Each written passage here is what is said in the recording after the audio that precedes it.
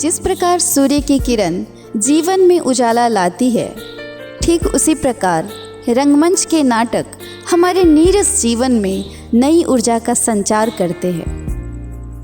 आप सभी महानुभावों को इस रंगमंच के द्वारा प्रतापनगर कारखाना वडोदरा अपनी क्षेत्रीय स्तर की पहली प्रस्तुति के साथ आपका हार्दिक अभिनंदन करता है।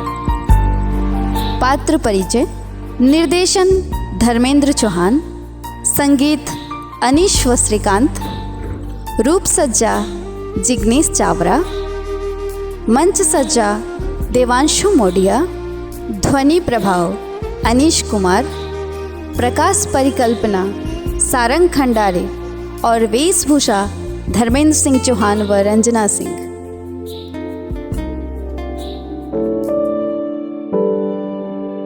इक्कीसवीं सदी की आधुनिकता के अंधाधुंध दौड़ में हम जितना आगे निकलने की कोशिश कर रहे हैं, हमारी संवेदनाएं उतनी ही शिथिल पड़ती जा रही है। इसमें कोई दो राय नहीं है कि आने वाले समय में हमें इसकी चरम परिणति देखने को मिले। इसी वास्तविकता को इस रंगमंच के द्वारा आपके समक्ष प्रस्तुत करने की एक कोशिश की गई है। तो आइए देखते हैं सच्ची घटनाओं पर आधारित ये नाटक, जिसका शीर्षक है संवेदना।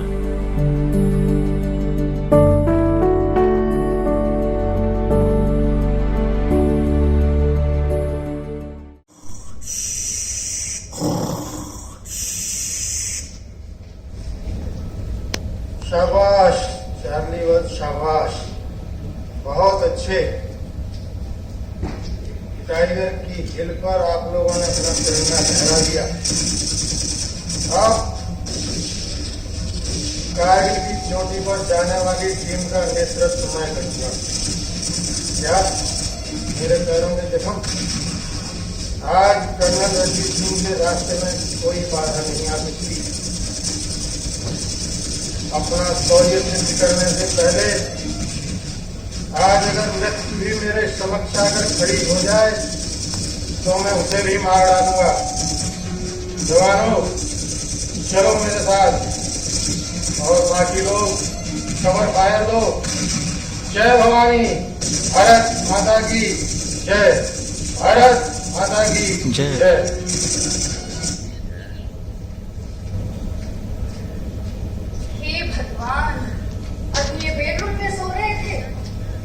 बालकनी में आके कुर्सी पे बैठे बैठे सो गए।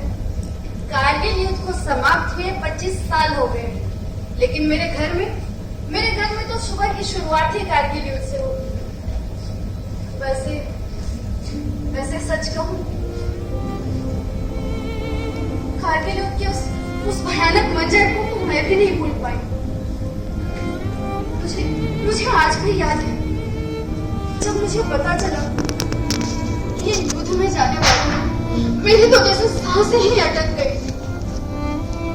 और युद्ध में आने के बाद जब इन्होंने बताया कि कैसे दुश्मन पहाड़ की ऊंची चोटियों पर घात लगाए बैठे थे और भारतीय सैनिक नीचे से ऊपर जाने की चुनौती थी, सचमुच ये अपने आप को काल के मुंह में समाने से कम नहीं। शुक्र है उस भगवान का जिन्होंने मेरे स्वास्थ्य की रक्षा की। हे भगवान, अरे इन बातों में तो मैंने उठाना ही भूल गई। शाबाश जवानों, शाबाश, आखिर हमने कर दिखाया। कारगिल भी हमारा हुआ। कारगिल की चोटी पर भी अपना तिरंगा लहरा दो। अरे कर्नल साहब, अब तो उठ जाइए, आप कारगिल युद्ध जीत चुके। बैठे बैठे पता नहीं कब आंख लग गई। आपकी चाय ठंडी हो गई। अरे वाह, ये आपके हाथ की चाय सुबह सुबह पीने से दिन बड़ा अच्छा गुजरता है।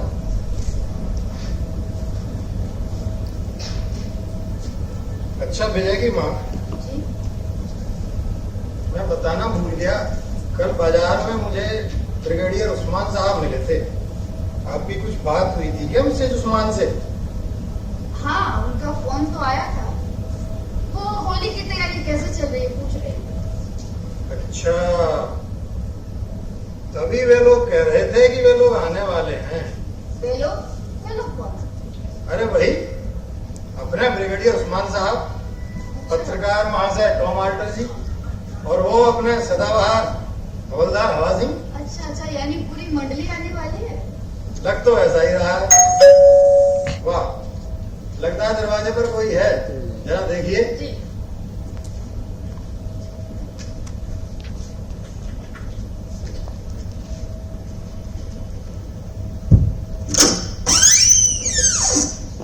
नमस्कार भाभी जी। नमस्कार भाई। होली की आपको बहुत बहुत बधाई।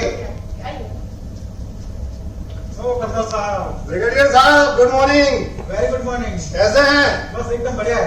आइए आइए ब्रिगेडियर साहब, स्वागत है आपका। अरे कर्नल साहब, आप तो हमारे सभी त्योहारों में बराबर शरीक होते हैं, लेकिन इस बार मैं आपकी भाभी जी को ला नहीं पाया क्योंकि उनकी तबीयत थोड़ी खराब है। लेकिन आपकी भाभी जी ने इस होली के मौके पर आपको कुछ भेजा है। अरे सर, इसकी क्या आवश्यकता थी? रख लीजिए। आप आ गए, यही हमारे लिए बहुत है। बैठिए। अरे जरा देखिए, अब कौन आया है?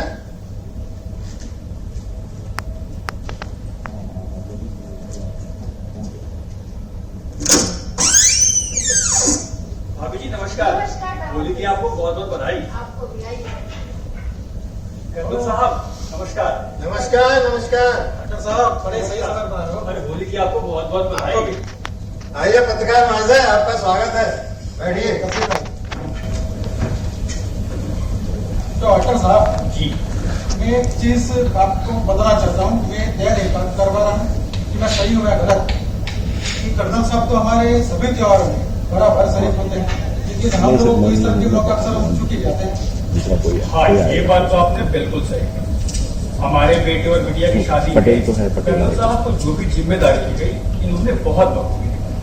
पर इनके बेटे की शादी में मैं जाकर भी नहीं आ सकता। अरे टॉम आल्टर साहब, आपके संपादक महोदय ने आपको यूक्रेन के घटनाक्रम को कवर करने के लिए भेज दिया था, और वहां जाने के बाद आप ऐसी विषम परिस्थितियों में फंस गए कि चाहकर भी नहीं आ सके। ऐसे में आपका क्या दोष? आप लोगों के आशीर्वाद से बच्चे की शादी अच्छे से निपट गई, और अभी आप लोग मेरे सामने बैठे हुए हैं। इससे बढ़कर बड़ा खुशी की बात और क्या हो सकती है? सही बात। लगता है आज मंडली पूरी होने ही वाली है। जी। जरा देखिए कौन आया है।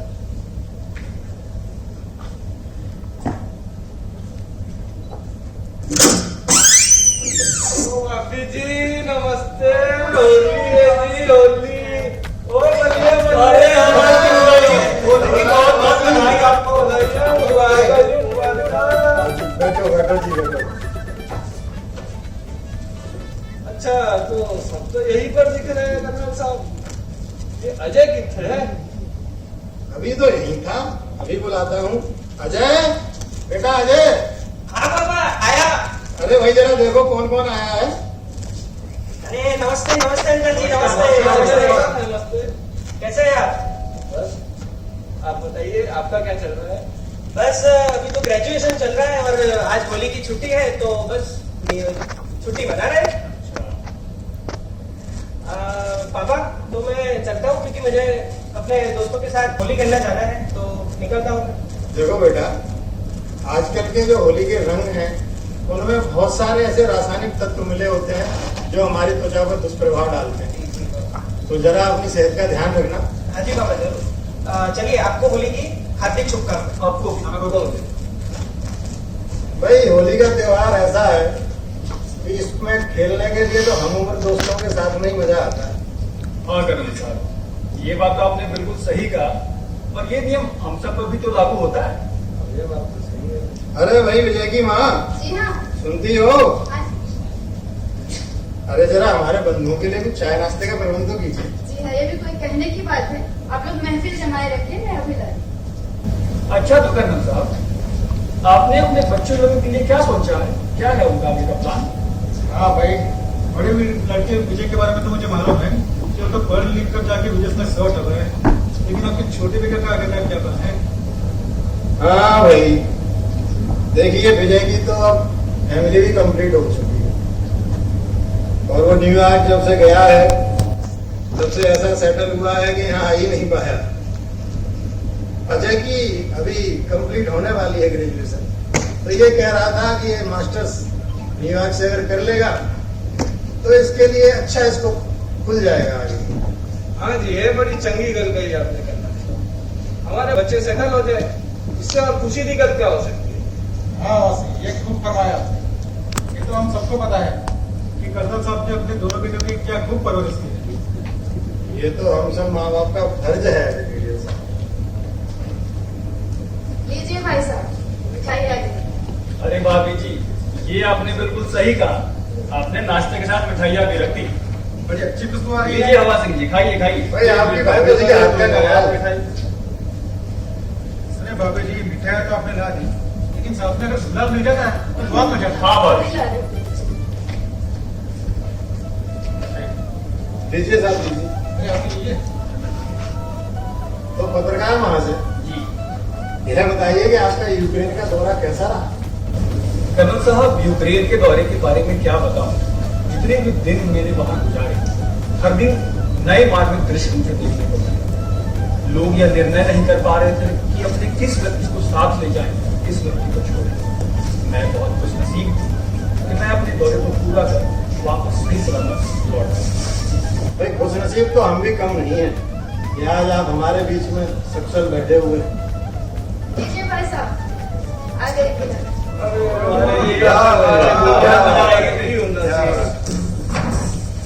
हैप्पी होली साहब।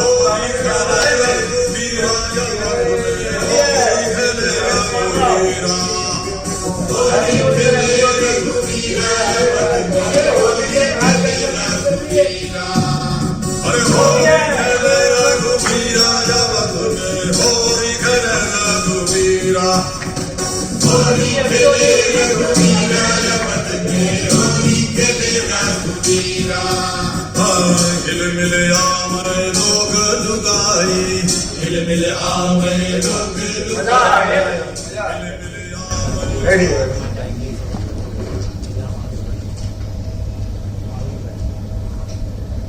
तो हवा सिंह जी, आप तो बिल्कुल हवाई हो गए हैं, दिखाई नहीं देते हैं। ये साडा तो रोजाना वही गाँव दी कर ले, वही पटियाला लस्सी, अपनी भैंस दी, सरसों का साग और मक्के की रोटी। वाह भाई वाह, आपने तो गांव के जीवन की याद दिला दी। साडा तुझे आया करो अपने यहाँ।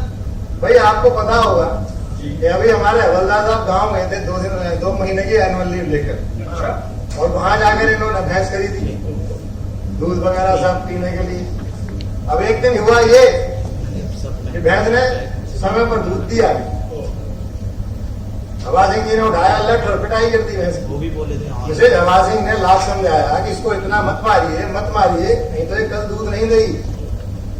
हवा सिंह जी ने फरमाया मुझे दूध नहीं डिसिप्लिन चाहिए। अरे वाह, डिसिप्लिन के मामले में तो हवा सिंह की दाद देनी पड़ेगी। सही बात है। अच्छा, डिसिप्लिन से मुझे एक बात याद आ रही है। मुझे याद है जब हम लोग कारगिल को कवर करने गए थे और आपसे मुलाकात हुई थी, आज भी उस मंजर को याद कर हमारे रोंगटे खड़े हो जाते हैं।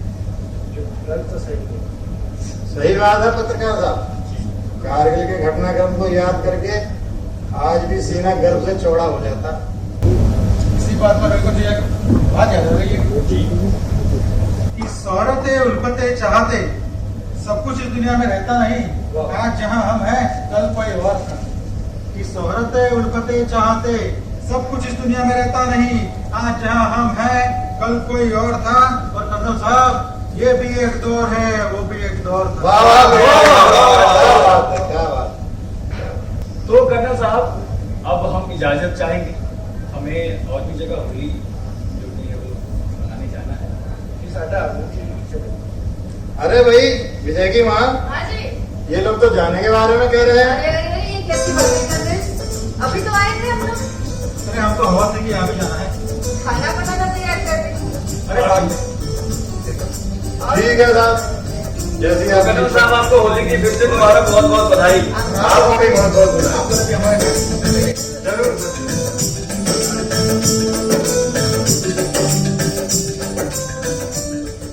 भाई वाह विजय की माँ, मजा आ गया पुराने दोस्तों से मिलकर। जब पुराने दोस्त मिलते हैं तो एकदम से नयापन आ जाता है जिंदगी में और पुरानी घटनाएं हमें एकदम तरोताजा कर देती हैं, है ना विजय की माँ? तुम्हें अच्छा नहीं लगा कुछ? किन ख्यालों में खोई हुई हो? नहीं नहीं, मैं कुछ और ही सोच रही हूँ। क्या सोच रही थी? कुछ हमें भी बताइए, हो सकता है हम आपकी कुछ मदद कर सकें। आज आज होली का त्योहार है।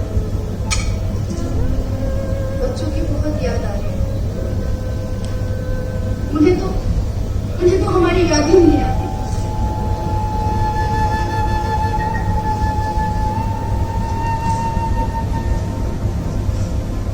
तो इसमें परेशान होने की क्या बात है? लीजिए, लगाइए विजय को, करते हैं अभी वीडियो कॉल। लीजिए।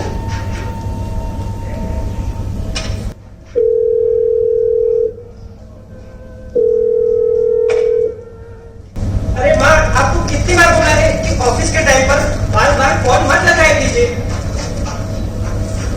अरे बेटा, ये क्या? न खैर न खबर, सीधे ऐसी बात।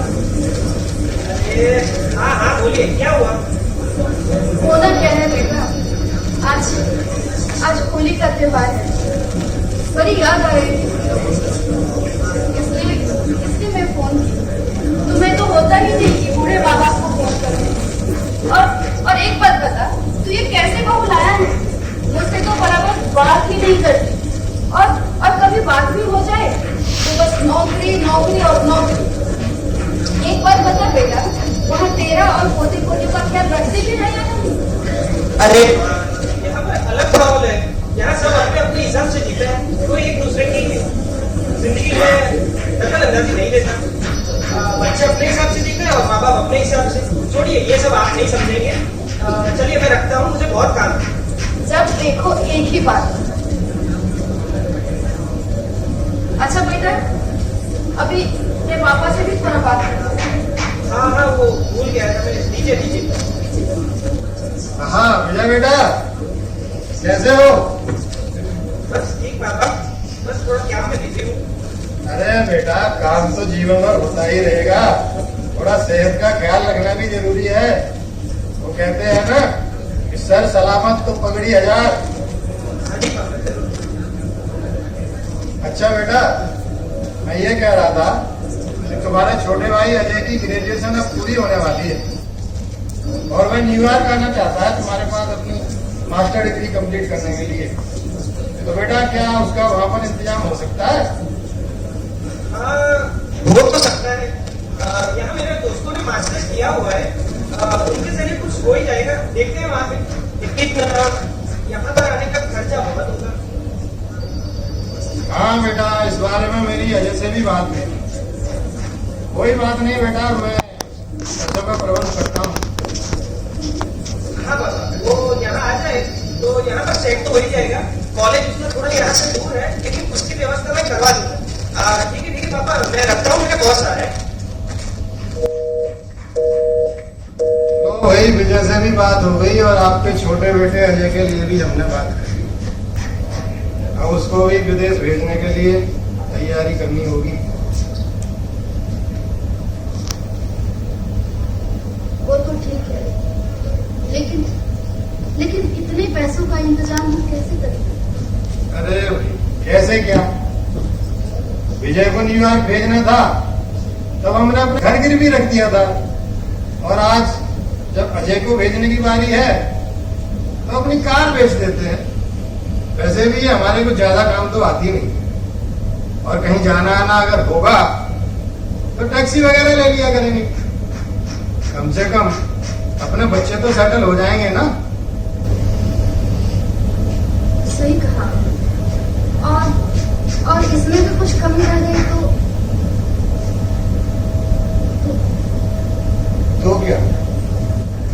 तो मैं वो अपने माँ के गहने बेच दूंगी, जिसे मैंने अभी तक संभाल के रखा है। अरे नहीं, क्या बात कर रही हो? तुम्हारी माँ के गहने तुम्हारे लिए सिर्फ गहने नहीं है, उनमें तुम्हारी माँ की यादें रची बसी हैं। सही कहा आपने। वो केवल गहना नहीं, उसमें मेरी माँ की ममता है, मेरे बचपन की वो सारी स्मृतियां हैं जिसे मैंने अब तक संभाला। जब वो गहना मेरे पास होता है मुझे लगता है मेरी माँ मेरे साथ है।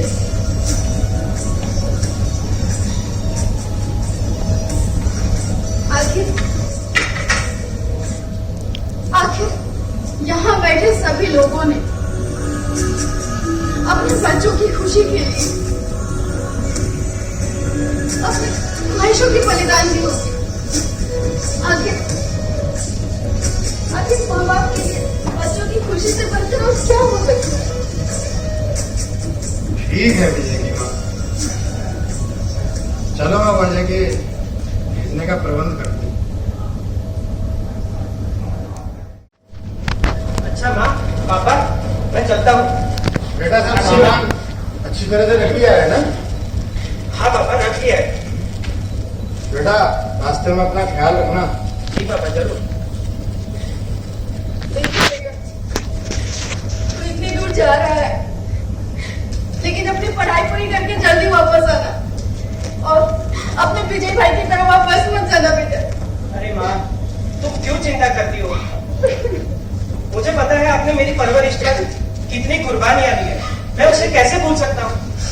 आप चिंता मत करिए, मैं अपना मास्टर्स खत्म करके जल्दी वापस लौटा हूँ।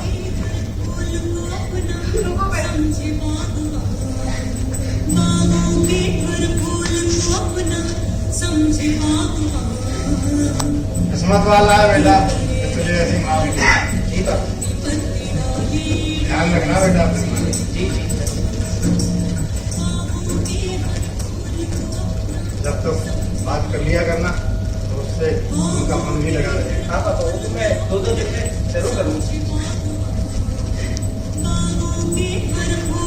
अपना समझे बागवान, हर घड़ी करे रखवाली, पत्ती पत्ती डाली डाली सींचे बागों के हर फूल को अपना समझे बागवान। ये ले बेटा, बैठ सकते हैं। चलो भाई जल्दी करो, उसकी फ्लाइट का समय हो रहा है। हर घड़ी करे चलो बेटा, तुम्हारी पैसे दे दो मेरे। पत्ती डाली डाली सींचे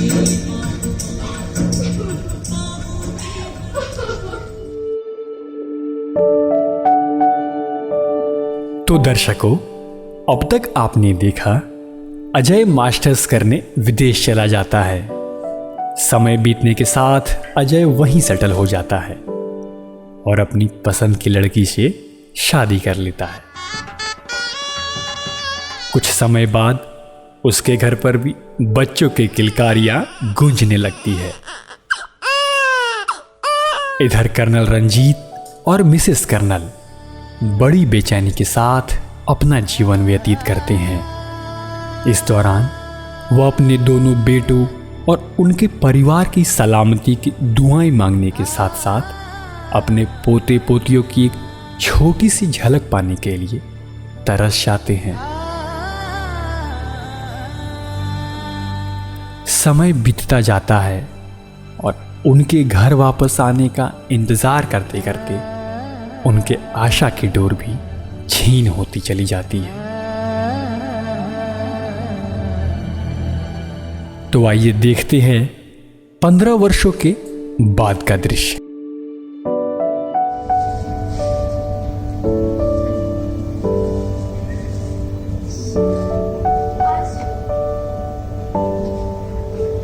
आज 15 साल हो गए।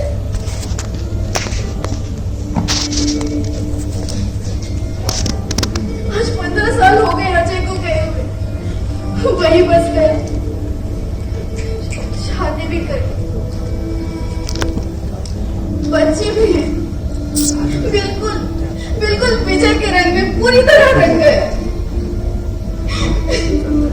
जाते जाते कैसा ढांढस बताया था।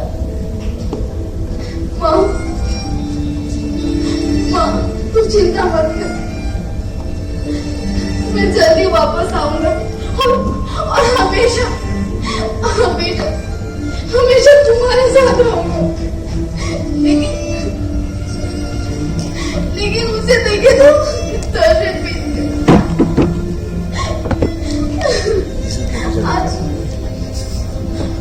आज उसका जन्मदिन है। पता नहीं मेरे हाथों की बनी खीर याद नहीं है, यूं भूल गया। हर जन्मदिन पर कैसे छोटे बच्चे की तरह मेरे पास आके लिपट जाता था, मुझे खीर बनता बड़ा मन बेचैन है उससे बात करनी।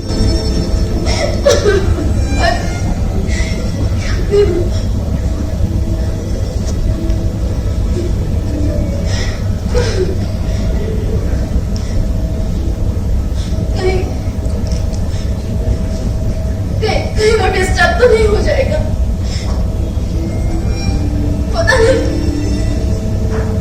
नहीं मेरा फोन उठाएगा भी नहीं। लेकिन उसके जन्म दिवस पर मैं बिना आशीर्वाद दिए कैसे रहूं? मुझे फोन करना ही होगा, मुझे फोन करना ही होगा।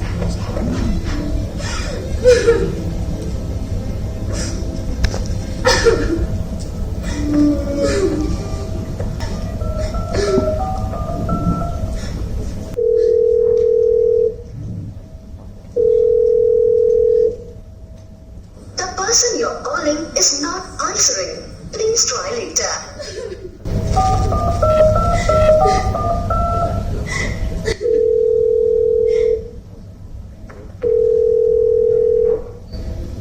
ओफो माँ, क्यों बार बार फोन करके डिस्टर्ब कर रही हो?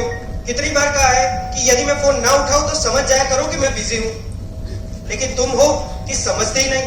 और हाँ, ये इंडिया आ जाओ की रट मत लगाना। मुझे फुर्सत मिलेगी तो मैं खुद ही आ जाऊंगा।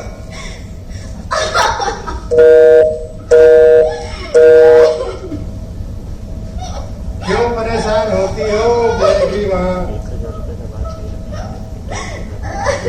बच्चे जब बड़े हो जाते हैं और उनके कंधों पर उनके खुद के बच्चों की जिम्मेदारियां आ जाती हैं, तब उनकी प्राथमिकताएं बदल जाती हैं। बूढ़े माँ बाप के लिए उनकी प्राथमिकता सूची में थोड़ा बहुत कहीं स्थान बचता है तो वो सिर्फ नीचे का कोना। दशक बीत गए, ये सब सहते सहते अपने आप को संभालो। हमें एक दूसरे का सहारा बनकर ही जीना पड़ेगा।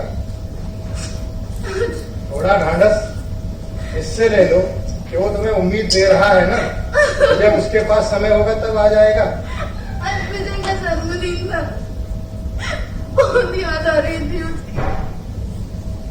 एक बार मरने से पहले उसका मुंह देख ली, फिर चाहे मेरे सांसें ही टूट जाए तो मुझे अफसोस नहीं होगा। क्या कुछ भी अनाप शनाप बोलती रहती है।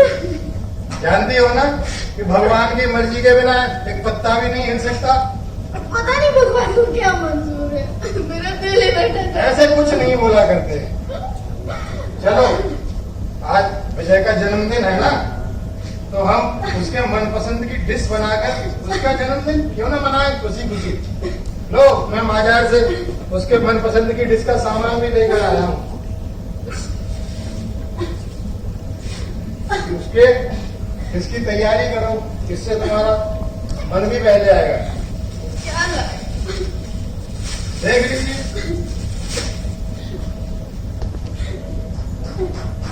अरे ये तो मेरे अजय की पसंद की है। मैं खा ली।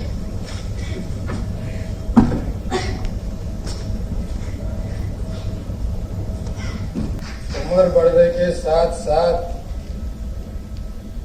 भारतीय नारियों का अपनी संतान के प्रति मोह और बढ़ता ही जाता है, चाहे वह पढ़ी लिखी हो चाहे ना।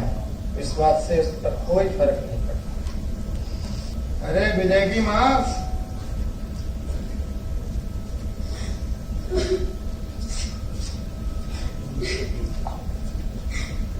आराम से बैठिए और इस पर ध्यान लगाइए ताकि आपका ध्यान वहां से हटे। तो चाकू ला दीजिए। ठीक है, मैं आपकी मदद कर देता हूँ। मुझे आज भी याद है इसे भिंडी की सब्जी खाने के लिए अपने दोस्तों के साथ आता था और मेरी इतनी तारीफ करता। ये लीजिए।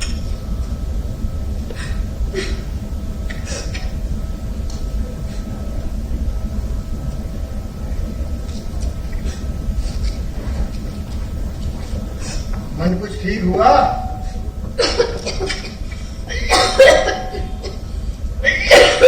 तुम्हारी खांसी की दवा किधर है? मैं लेकर आता हूं।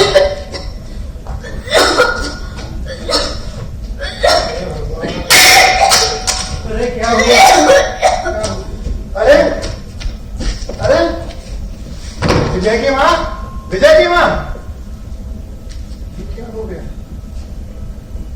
देखो, तुम ये इस तरह से इमोशनल ब्लैकमेल करने की कोशिश मत करो विजय की।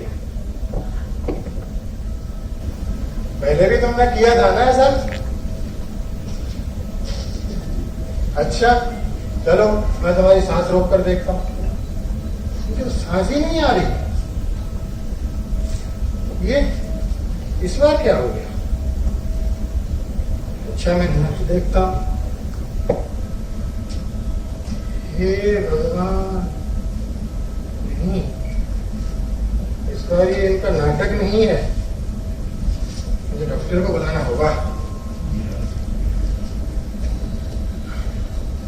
हेलो हेलो, डॉक्टर साहब, डॉक्टर साहब।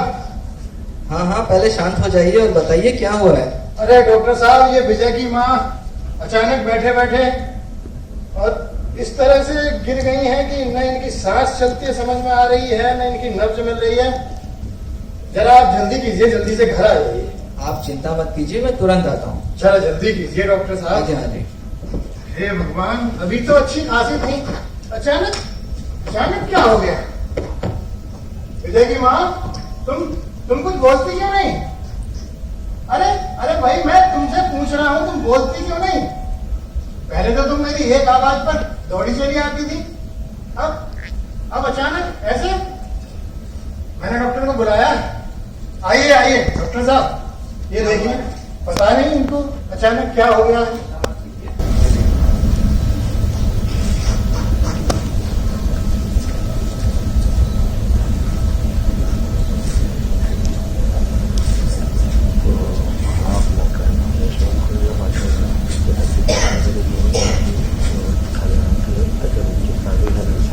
अभी बिल्कुल फ्रिज हुई थी डॉक्टर साहब।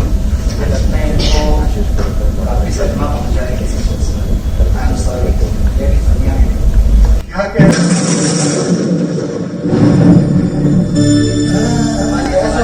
ऐसा नहीं हो सकता डॉक्टर साहब, ऐसा नहीं हो सकता। इन्होंने मुझसे जीवन भर साथ निभाने का वादा किया था डॉक्टर साहब। सॉरी करना, ऐसा नहीं हो सकता। मैं कुछ नहीं कर सकता। किसने दुख की अग्नि डाली, बंजर हो गए खेत हरी। बच्चों को सूचना दे। बगिया से उड़ने लगी है रेत।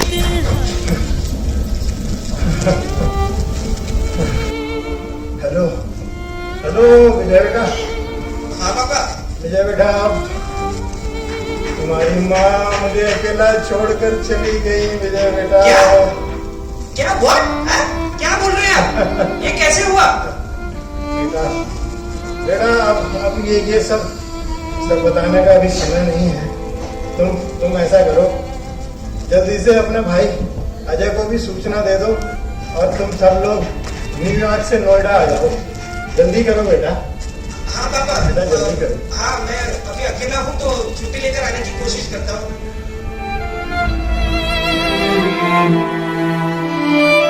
दर्शकों, जैसा कि हम जानते हैं, बुरा वक्त काटे नहीं कटता, अच्छा वक्त पलक झपकते ही बीत जाता है। शाम से सुबह हो जाती है। धीरे धीरे सभी मित्रगण कर्नल रंजीत के घर पहुंच जाते हैं। अब आगे।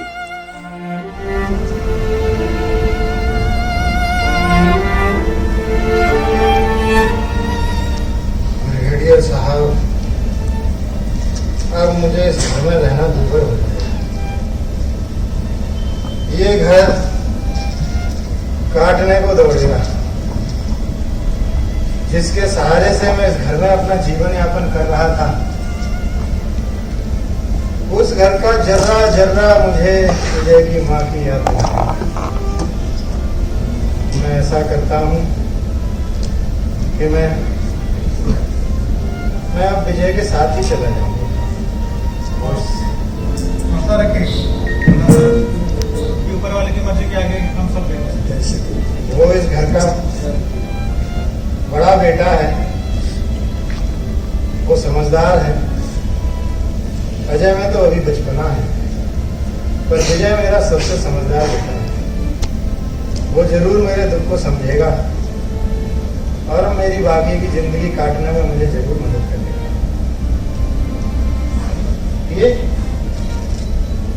ये पूरी रात अपनी आंखों में निकल गई और ये बच्चे अभी तक नहीं आए। साहब, नाइट का तो समय हो गया है।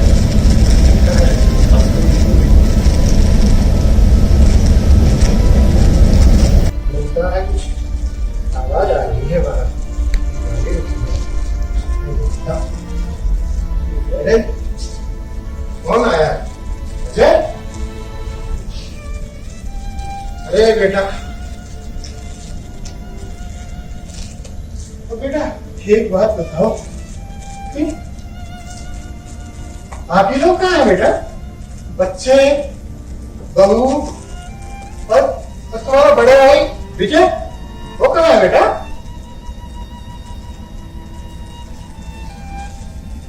बेटा तुम कुछ बोलते क्यों नहीं?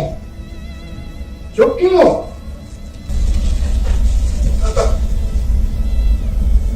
निकलते समय विजय भैया से बात हुई। वो बोलते हैं माँ का देहांत तो हो ही चुका है, तो तू चला जा। पापा के पर मैं चला जा। क्या? उंगली थाम के जिन बिरहों को हमने दिखाई राह, मात पिता की उनके मन में तनिक नहीं परवाह। क्या बोया था और क्या काटा सोच पाऊंगा, क्या बोया था और क्या काटा सोच पाऊंगा।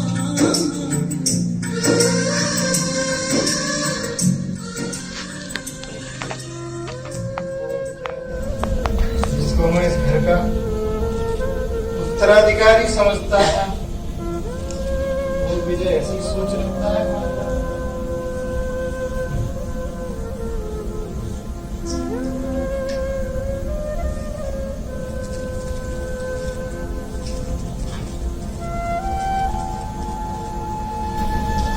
अब विजय को कभी पापा? जरूरत नहीं पड़ेगी। कहाँ जा रहे हैं? पापा?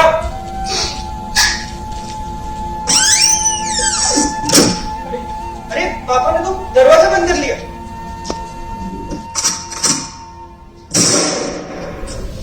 मामला बहुत गंभीर लग रहा है, उसका दरवाजा तोड़ना पड़ेगा। और सब मिलकर दरवाजा तोड़ते हैं। तोड़ो।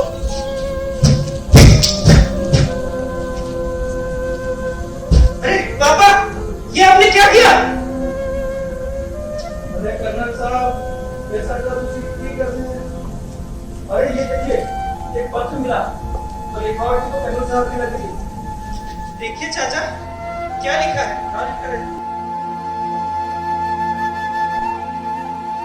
मेरे बच्चों, दुनिया के कोई भी माँ बाप अपनी संतान के पालन पोषण में कोई कोर कसर बाकी नहीं छोड़ते, फिर चाहे वे कितने ही अक्षम।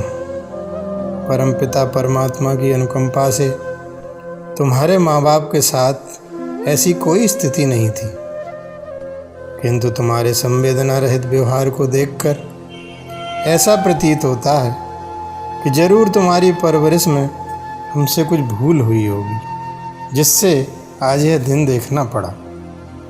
मैं जीवन भर सभी को देशभक्त, अच्छा नागरिक, अच्छा बेटा व अच्छा पिता बनने की प्रेरणा देता रहा, लेकिन खुद अपने ही घर में स्वयं के बच्चों द्वारा ऐसा तिरस्कारपूर्ण व्यवहार देखकर लगता है कि मेरे अपनों पर ही मेरी इस शिक्षा का कुछ भी असर नहीं हुआ। यह मेरी सहनशीलता की सीमा के परे है। मैंने यह सोचा भी नहीं था कि मेरे दोनों बेटे अपनी माँ के अंतिम संस्कार में भी सम्मिलित नहीं हो पाएंगे। हमारे द्वारा की गई परवरिश पर ऐसा कलंक लगते हुए मैं नहीं देख सकता। धिक्कार है ऐसे जीवन पर। अब मेरे जीने का क्या अर्थ है? धिक्कार है ऐसे व्यक्ति पर जो अपने घर से देश को 2 अच्छे नागरिक भी न दे सके। मैं समझता हूँ कि ऐसे व्यक्ति को जीने का कोई अधिकार नहीं है। मेरे इस निर्णय के बाद तुम लोगों को अब कभी इंडिया दोबारा आने की ज़रूरत नहीं पड़ेगी। तुम मेरा भी अंतिम संस्कार अपनी माँ के साथ ही करते जाना, ताकि तुम्हारे बड़े भाई विजय को अब कभी स्वदेश आने की ज़रूरत ही न पड़े। तुम्हारा बदनसीब पिता, कर्नल रंजीत।